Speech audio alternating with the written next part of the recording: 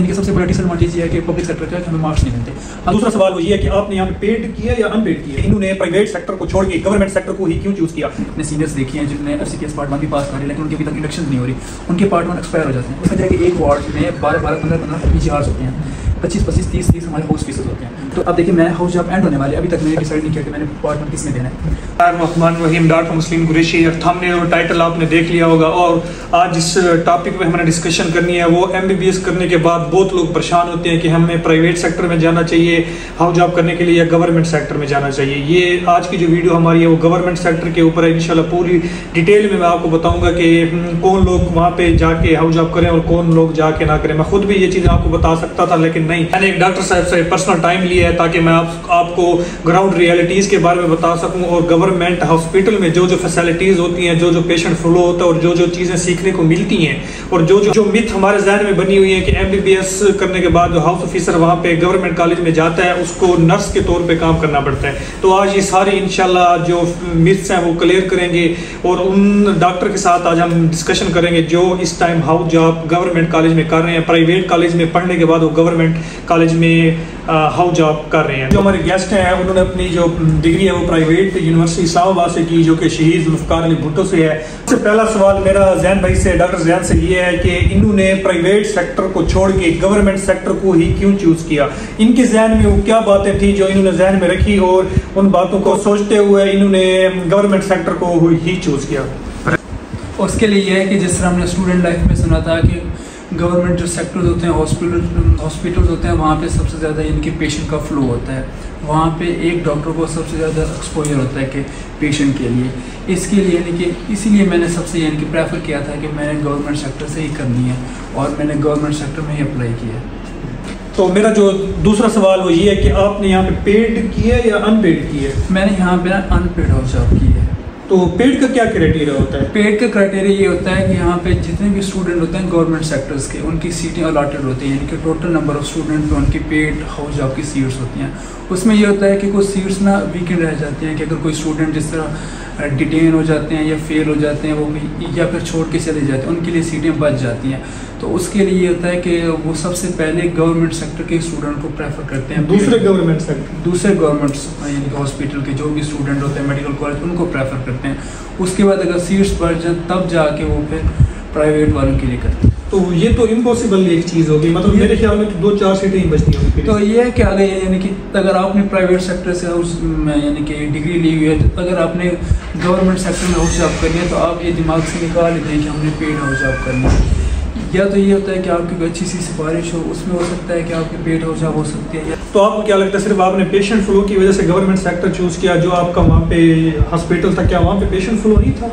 ये वो डिपेंड करता है कि यानी कि हॉस्पिटल आपका कौन सा है। यानी कि कोई भी मेडिकल कॉलेज है उनके साथ एक टर्शियरी केयर हॉस्पिटल एफिलिएटेड होता है, उसी के साथ वो लिंक्स होते हैं। यानी कि वहाँ पे देखना पड़ता है कि वहाँ पे पेशेंट का फ्लो कैसा है। अगर आपके अपने ही कॉलेज में, अपने ही हॉस्पिटल में पेशेंट का फ्लो अच्छा है तो आपको चाहिए कि अपने ही कॉलेज में करें, ठीक है। यानी कि मैंने तो ये सोचा था कि ये यहाँ कोटक होकर रहने वाला हूँ, तो मैंने ये सोचा है कि मैं मुल्तान कर लेता हूँ। एक तो ये है कि घर के पास है, ऊपर यह है कि ये साउथ पंजाब का सबसे बड़ा हॉस्पिटल है, यहाँ पे पेशेंट एक्सपोजर बहुत ज़्यादा है। तो इसी वजह से मैंने प्रेफर किया था कि मैं निश्तर में ही हाउस जॉब करनी, और इसी वजह से मैंने इस्लामाबाद को स्किप करके निश्तर में मैंने अप्लाई किया था। अच्छा, तो डॉक्टर साहब हमें ड्यूटीज़ के बारे में बताइए कि मैंने जो सुना जो प्राइवेट में ड्यूटीज़ होती हैं वो तो 8 आवर्स होती हैं और वीक में 1 कॉल होती है। तो गवर्नमेंट सेक्टर में क्या ड्यूटीज़ की शेड्यूल होती है और क्या रूटीन्स होती हैं? ये जो होता है ना गवर्नमेंट सेक्टर, यहाँ पे हर हॉस्पिटल्स का अपना ही शेड्यूल होता है कि ड्यूटीज़ का। कहीं पे होता है कि 36 आवर्स का, 30 आवर्स का ये ड्यूटीज़, कहीं पे ये होता है कि सिर्फ 12 आवर्स की ड्यूटी होती है। जिससे ये जहाँ मैं करूँ मिस्टर हॉस्पिटल, यहाँ पे मोस्टली जो भी है ना 12 आवर्स की ड्यूटीज़ होती है। और इसमें ये होता है कि हर मंथ में ना 8 यानी कि 18 to 20 ड्यूटीज़ आ जाती हैं, जिसमें एमरजेंसी ड्यूटीज़ होते हैं। ये आपको यानी कि डिपेंड करता है कि आप रोटेशंस कौन सी कर रहे हैं।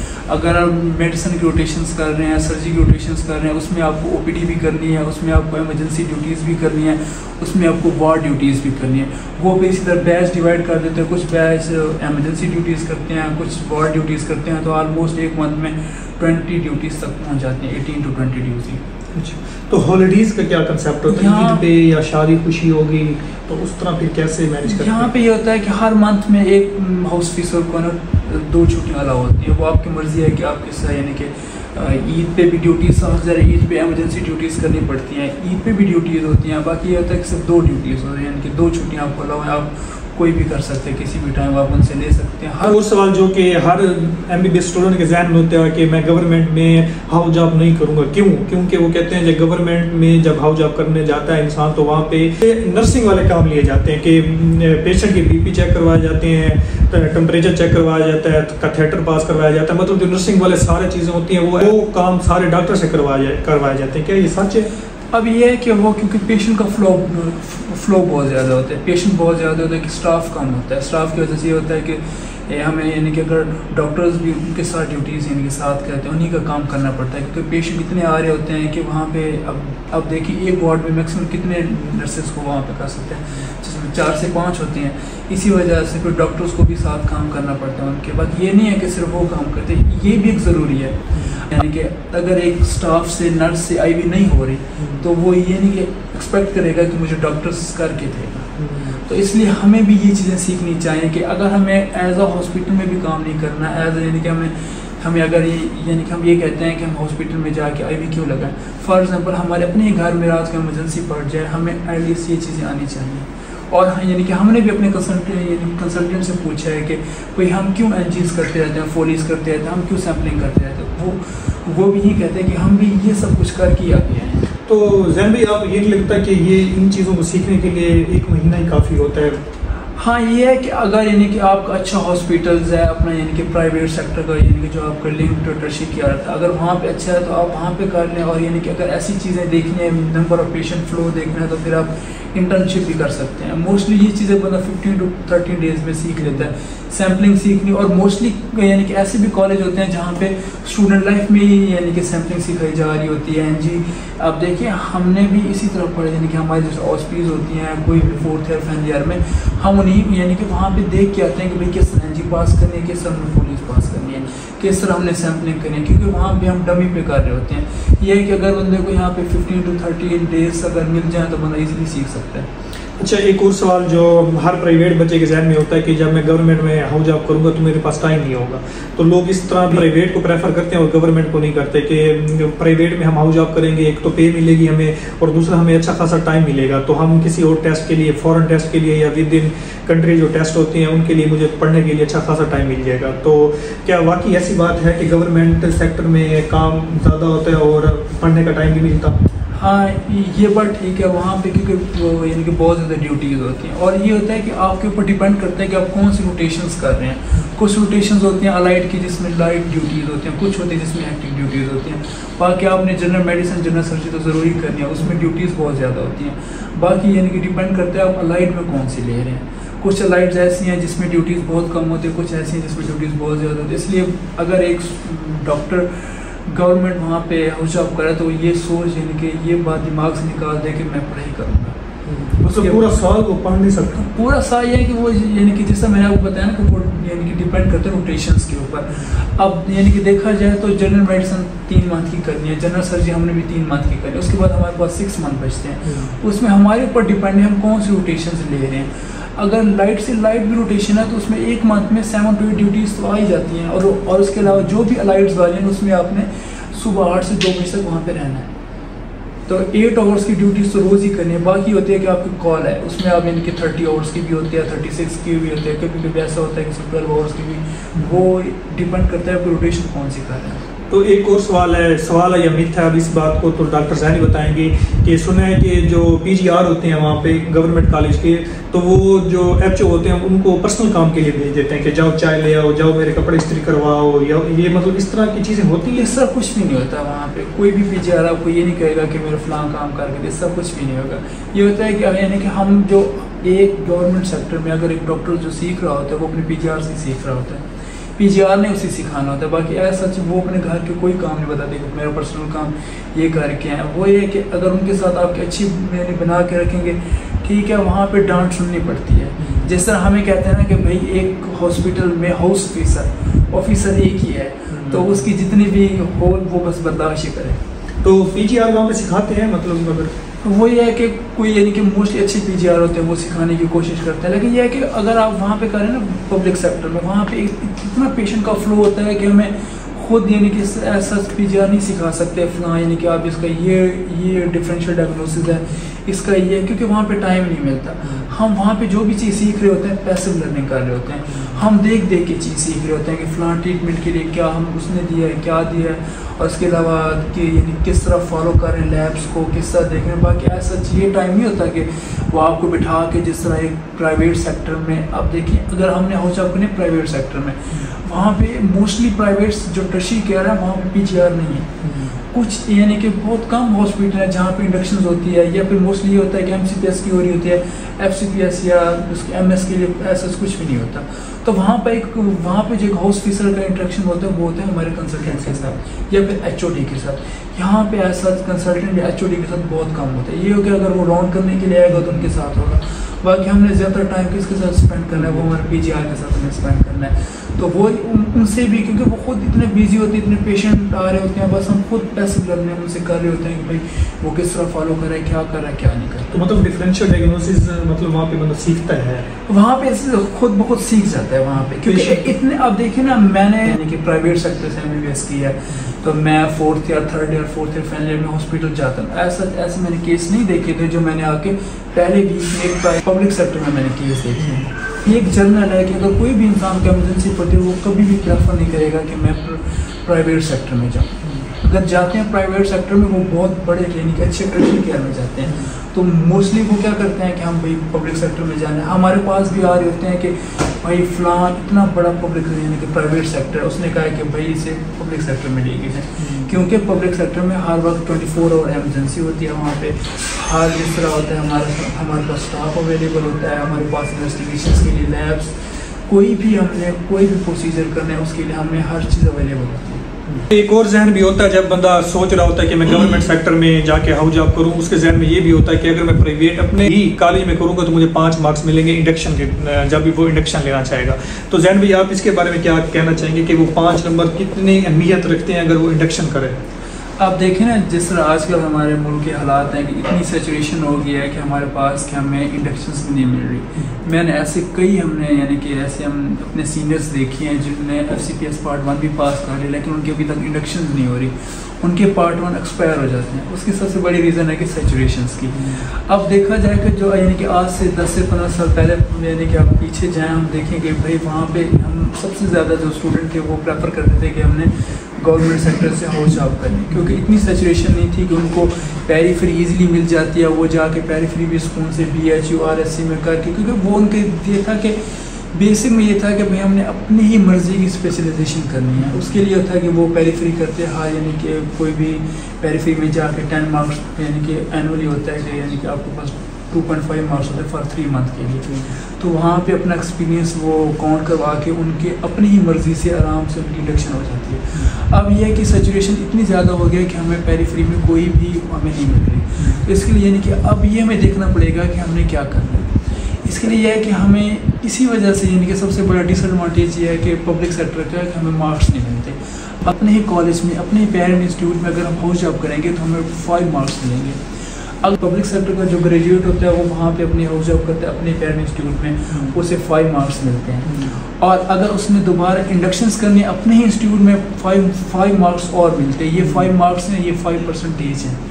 तो यानी कि अगर हम कंपेयर करें, हमें उनके बराबर करने के लिए हमें उनसे 1 ईयर एक्स्ट्रा पेरीफ्री करनी पड़ती है ताकि हमारा बराबर उनके साथ बैठ जाके मिले।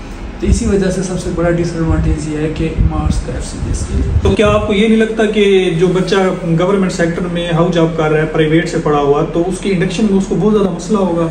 हाँ, ये है कि बहुत ज़्यादा मसला हो रहा है। यानी कि आजकल तो एक गवर्नमेंट सेक्टर के स्टूडेंट को भी नहीं इंडक्शंस मिल रही, तो उसके लिए तो बहुत ज़्यादा मसला है। यानी कि ये था ना, सबसे पहले हर बंदे का ये था कि भाई हमने जाके पेरीफ्री करनी है, वहाँ से मार्क्स बनाएंगे तब जाके। अब इतनी सैचुरेशन हो गया है कि हमें अपनी मर्ज़ी का, हमें जिस तरह हमें FCPS करनी है, कोई भी जिस तरह हर किसी का अपना शौक़ होता है, हर किसी का अपना ड्रीम्स होता है कि मैंने फलां जाके एमपीड्स में करनी है, मैंने जनरल सर्जरी में करनी है, मैंने ऑर्थोपेडिक में करनी है, कहीं पे भी जाके करनी है। तो उसके लिए है कि पहले वो पेरीफ्री करता था, अपने मार्क्स बनाता तब जाके।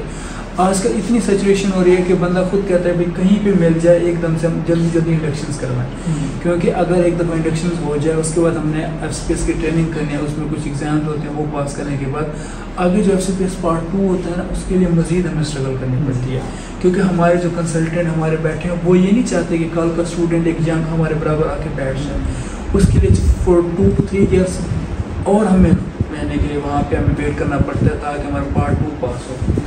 अब देखा जाए एक बंदा अगर पेरिफेरी में जाके 3 साल लगाता है ताकि उसके मार्क्स ऐड हों, उसके परसेंटेज थोड़ा सा ऊपर है, और उसके बाद वो इंडक्शन लेता है 5 to 6 ईयर और वो इसमें लगा FCPS में, तब तो उसका यानी कि 10 ईयर्स तक लग जाते हैं। तो ये थोड़ा सा डिसएडवांटेज है कि आज सवाल ये है कि कंसल्टेंट का आपके साथ बिहेवियर कैसे होता है? क्या प्राइवेट सेक्टर में तो इस तरह होता है कि जो कंसल्टेंट होता है वो डायरेक्ट हाउस ऑफिसर को चीज़ें समझा रहा होता है कि हम अपने सेक्टर में भी देखते हैं कि वो डायरेक्ट इंटरेक्शंस होती हैं उनकी, क्या गवर्नमेंट सेक्टर में भी ऐसे होते हैं? यानी कि जिस तरह यानी कि मैंने आपको पहले ही बताया कि जो गवर्नमेंट के सेक्टर्स होते हैं वहाँ पे हमारे PGRs होते हैं, उसके बाद हॉस्पिटल्स होते हैं। जो होते हैं प्राइवेट सेक्टर, वहाँ पे ऐसा कोई भी PGRs नहीं होते, वहाँ पे एक कंसल्टेंट का HOD का डायरेक्ट इंटरेक्शन होता है हॉस्पिटल्स के साथ। अब यानी कि मैं जिस तरह पब्लिक सेक्टर में हाउस जॉब कर रहा हूँ तो एक एक वार्ड्स में यहाँ पे यूनिट्स बने होते हैं, 3 यूनिट्स 4 यूनिट्स जितने भी होते हैं, वहाँ पे एक एक वार्ड में ढेर सारे PGRs होते हैं, 15 to 20 PGRs होते हैं, हॉस्पिटल 20 to 25 PGR होते हैं। वो जब राउंड करते हैं तो ऐसे जैसे यानी कि पूरा एक ग्रुप राउंड कर रहा होता है, तो उसमें ये होता है कि मोस्टली इंटरेक्ट वो अपने PGRs ही करते हैं कंसल्टेंट से। कंसल्टेंट PGRs मुझसे पूछते हैं भाई ये कौन सा केस है, इसने यानी कि आपने क्या किया। उसके बाद ये होता है कि हाउस ऑफिसर के साथ बहुत कम होता है। ऐसा होता है कि अगर कोई यानी कि ऐसा क्वेश्चन किया है कि भाई वो हाउस ऑफिसर्स के लेवल पे वो फिर डायरेक्ट टारगेट करता है कोई हाउस ऑफिसर ही बताए, तब जाके थोड़ा बहुत इंटरेक्शन होता है। बाकी एक हाउस ऑफिसर का मोस्टली PGR से होता है, PGR जो उनको सिखा रहे होते हैं, PGR सारे एक एक चीज़ का उनको ट्रीटमेंट बता रहे होते हैं कि हमने ये किया है। अब वो यानी कि वो डिपेंड करता है कि आपके साथ PGRs कौन से हैं। कुछ ऐसे भी PGRs होते हैं कि जो आपसे बात भी नहीं करते, आपको डांटते हैं, कोई चीज़ नहीं समझाते, अगर उनसे क्वेश्चंस किया जाए तो वो फिर इग्नोर करते हैं। मोस्टली अच्छे भी होते हैं, यानी कि जितना भी मैंने देखा है मोस्टली मुझे अच्छे मिले हैं। जो भी उनसे पूछें वो फ़ौरन आपको बता देंगे इसका ये किया है, ये किया। लेकिन उसके लिए आपको थोड़ा सा देखना पड़ता है कि वो कितने यानी कि पेशेंट कितने आ रहे हैं, रश में खड़े हैं, इमरजेंसी में अगर जैसा क्वेश्चन किया तो वो फिर पेशेंट के अकॉर्डिंग ही देख रहे होते हैं। तो यहाँ पे मोस्टली पैसे लर्निंग होती है। तो उम्मीद काफ़ी आपको ये वीडियो बहुत अच्छी लग रही होगी। आपने इस वीडियो के ऊपर लाइक कमेंट जरूर करना है और अपने दोस्तों के साथ जरूर शेयर करना है। डॉक्टर जैन ने बहुत ही ऑथेंटिक बातें आपको बताई हैं। अगर आपको समझनी है तो आप ये वीडियो दोबारा देखें और ये नोट्स बनाएं, क्योंकि ये फैसला तब फैसला होता है और इस फैसले को लेने में इंसान की जान जा रही होती है कि मैं प्राइवेट में करूँ या गवर्नमेंट में करूँ। प्राइवेट वाला ये सोच रहा होता है कि यार मुझे सीखने को कुछ नहीं मिलेगा, गवर्नमेंट वाला ये सोच रहा होता है कि मेरे पास पैसे नहीं आएंगे और मैं विदाउट पे हाउस जॉब करूँगा। तो ये जो डॉक्टर जैन ने बातें बताई हैं वो ग्राउंड रियलिटी की बेस के ऊपर बताई हैं, तो आप ये बातें लिखते जाएं, आपको ये बहुत काम आएंगी। तो जो लास्ट में मेरा सवाल है वो डॉक्टर जैन से ये है कि अगर आपके पास दोबारा चॉइस हो, आपने अपनी MBBS प्राइवेट सेक्टर से भी कंप्लीट की है, तो अब आपके पास चॉइस है कि आप प्राइवेट में करना चाहते हैं या गवर्नमेंट में करना चाहते हैं, तो उनका क्या फैसला होगा? अब देखिए यानी कि जिस तरह हम पास आउट हमारे अपने कॉलेज से, हमारे कंसल्टेंट ने जो हमारे यानी कि प्रोफेसर थे, वहाँ पे कंसल्टेंट भी थे, प्रोफेसर भी थे, उन्होंने हमें एक ही बात बोली थी कि भाई अगर आपने यहाँ से हाउस जॉब यानी कि यहाँ से पास आउट होने के बाद अपने हाउस जॉब करें तो आपने प्रेफरेंस देनी है कि आप किसी पब्लिक सेक्टर में करें। क्योंकि यानी कि फिर मैंने उनसे सवाल किया कि पब्लिक सेक्टर में तो अनपेड मिलती है। उन्होंने कहा कि अगर आपने 5 ईयर्स हमने यहाँ पे फी पे की है तो यानी कि 1 साल आप सर्वाइव कर सकते हैं। ये होता है कि वहाँ पे पब्लिक सेक्टर में बहुत ज़्यादा एक्सपोजर है, ठीक है। यानी कि मेरा ऑलमोस्ट अब हाउस जॉब एंड होने वाली है, मैंने ये खुद देखा है कि ऑब्जर्व किया यहाँ पे एक्सपोजर बहुत ज़्यादा है। यानी कि हम खुद बहुत पैसे लर्निंग कर रहे होते हैं, यानी कि हर टाइप्स का हमारे पास आता है कि पेशेंट कोई भी जनरल भी आ रहे होते हैं, यानी कि वो डिपेंड करता है कि आपको टर्शियरी केयर कौन सा है। बाकी ये बात है कि यानी कि मौजूदा हालात को देखा जाए, पहले ये था कि हम यानी कि प्रेफर करते थे कि गवर्नमेंट सेक्टर से हम हाउस जॉब करके पेरिफेरी करके हम इजली इंडक्शन ले जाते हैं। अब ये है कि हमें पेरिफेरी नहीं मिल रही, तो हमें सबसे ज़्यादा प्रेफरेंस ये देनी चाहिए कि अगर हमारे पास अच्छा कॉलेज है, हमारा अपना यानी कि अच्छा कॉलेज है, उसके साथ मेन टर्शियरी केयर बहुत अच्छा है, तो हमें अपने ही कॉलेज में प्रेफरेंस है कि हमें अपने कॉलेज से हाउस जॉब करनी चाहिए। तो ये डॉक्टर जैन की आपने सारी गुफ्तगू सुनी है, तो मुझे जो बातें समझ में आई है वो 1 मिनट में मैं आपको समझाना चाहता हूँ कि अगर आप गवर्नमेंट में हाउस जॉब करेंगे तो आपको जो ड्रॉबैक्स होंगे वो ये होंगे कि आपकी हेक्टिक ड्यूटीज होंगी, आपको विदाउट पे ड्यूटी करनी पड़ेगी, और तीसरा आपको कंसल्टेंट के साथ कोई इंटरेक्शन नहीं होगी, आपका पीजीआर के साथ इंटरेक्शन हो गया, वो आपका नसीब है कि आपको पीजीआर अच्छे मिलते हैं या बुरे मिलते हैं। ये 3 बातें होंगी। और चौथा जो मेन बात मुझे अभी तक समझी है वो मार्क्स की है कि मार्क्स आपको गवर्नमेंट सेक्टर में नहीं मिलेंगे अगर आपने प्राइवेट सेक्टर से अपनी डिग्री ली हुई है। तो डॉक्टर जैन से आखिर पे कोई एडवाइस लेना चाहते हैं जो हमें जूनियर्स दे रहे हैं, तो डॉक्टर जैन से आप हमें क्या एडवाइस देंगे? अब यह है कि जैसे आपने पूछा है कि एडवाइस क्या होनी चाहिए हमारे जूनियर्स के लिए, यानी कि सबसे पहले यह है कि मैं जो पर्सनली अपनी यानी कि मैंने ऑब्जर्व किया है कि जो चीज़ मैंने बेस किया वो ये था कि मैंने अपना गोल सेट नहीं किया था कि मैंने यानी कि MBBS के बाद हाउस जॉब के बाद करना क्या है। अब मेरी ऑलमोस्ट हाउस जॉब एंड होने वाली है, ऑलमोस्ट 22.5 डेज रह गए, तो मैंने अभी तक गोल्स सोचे नहीं है, ना ही कोई मैंने ये सोचा कि मैंने कहाँ पे मैंने किस फील्ड में जाना है, मैंने पार्ट 1 किस में देना है, सर्जरी अलाइड में देना है या फिर मैंने कि मेडिसिन अलाइड में देना है। तो इसके लिए ये ज़रूरी है कि हमें चाहिए कि हम स्टूडेंट लाइफ में भी इस चीज़ के ऊपर यानी कि अपना गोल सेट कर लें कि हमने आगे क्या यानी कि किस फील्ड में जाना है। उसके लिए है कि आप अपनी यानी कि उसके ऊपर अपने रिसर्चेस करें, उसके ऊपर हमें यानी कि हमें पाथवे का पता होना चाहिए कि एंड पे आपको मुश्किलात ना हो। कुछ चीज़ें ऐसी होती है जो हमें स्टूडेंट लाइफ से फॉलो करनी पड़ती हैं, स्टूडेंट लाइफ से हमें उसी तरीके से उसी यानी कि टेक्निक्स के साथ हमें चलना चाहिए, हमें किस तरह स्टडी करनी है, किस तरह हमें आगे किस फील्ड में जाना है, क्या करना है। तो सबसे यानी कि उसके अलावा दूसरी बात यह है कि जिस तरह आजकल हमारे मुल्क के हालात बहुत ख़राब हैं कि यहाँ पे इंडक्शंस मिलना, एमओशिप नहीं मिल रही यहाँ पे।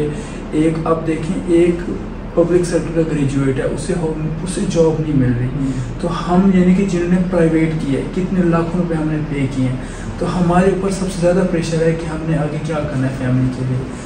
अगर हम अब भी बैठ जाएं घर में, हम किसी पब्लिक सेक्टर यानी कि पब्लिक सेक्टर में किसी क्लिनिक में जॉब करें जो हमें मैक्सिमम 50 से 60 हज़ार दे रहे हैं, तो इसमें तो नहीं बंदा घर चला सकता ना कुछ कर सकता है। यहाँ तो मोस्टली क्या करते हैं कि डॉक्टर्स फॉरेन कंट्री में चले जाते हैं, उसके लिए हमें पाथवे का पता होना चाहिए, उसके लिए हमें उसकी इंफॉर्मेशन एक चीज़ की हमें रिसर्चेस होनी चाहिए कि आजकल यानी कि जिस तरह सोशल मीडिया के वहाँ पर मोस्टली बहुत सारे लोग होते हैं जो आपको यानी कि आपको गाइड कर रहे होते हैं। उसके लिए बेहतर ये है कि आप एक अच्छा यानी कि कोई पाथवे ढूंढें जिसमें वो आपको गाइड करें किधर जाना है किधर नहीं जाना है। जिस तरह हमारे भाई मुस्लिम भाई अपना पेज बनाया हुआ, इसमें वो यानी कि डिफरेंट कंट्रीज़ के पाथवे आपको बता रहे हैं उसके लिए क्या रिक्वायरमेंट्स हैं।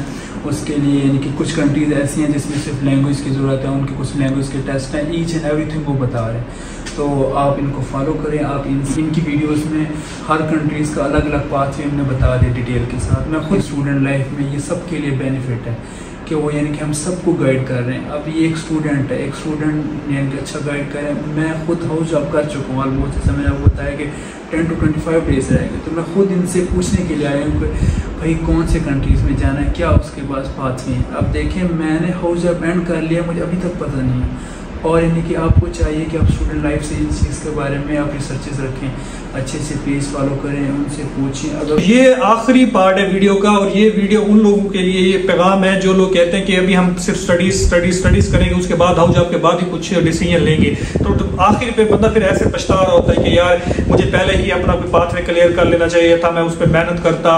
क्योंकि जो MBBS के पेपर देने के बाद, फाइनल ईयर पेपर देने के बाद और हाउस जॉब के दरमियान में जो 4-5 महीने होते हैं, ये मैं कहता हूँ गोल्डन टाइम होता है आप लोगों के लिए एक पाथवे सिलेक्ट करना और उस पाथवे के पीछे लग जाना। क्योंकि डॉक्टर जैन भी माशाल्लाह से डिस्टिंक्शन होल्डर हैं, 6-7 मेरे ख्याल में इनकी डिस्टिंक्शंस हैं, और ये अपनी क्लास के टॉपर रह चुके हैं। लेकिन देखें अब वो इस चीज़ पे पछता रहे हैं या अफसोस कर रहे हैं कि मैंने अपना कोई पाथवे पहले ही डिसाइड कर लेना चाहिए था। मैं अब हाउस जॉब के आखिरी 10 दिन में ये डिसाइड कर रहा हूँ कि मुझे किधर जाना चाहिए। तो ये वीडियो आप भी उन लोगों के साथ शेयर करें जो first year, second year, third year के स्टूडेंट हैं, कि वो लोग भी अपने जहन में पाथवेज रखें, चाहे उस पर काम करें या ना करें, लेकिन उनको पता होना चाहिए कि पाथवे कौन कौन से। बस यही कोशिश है मेरी कि मैं आप लोगों को सारे पाथवे जितने भी कंट्रीज हैं सबके पाथवे बताऊं।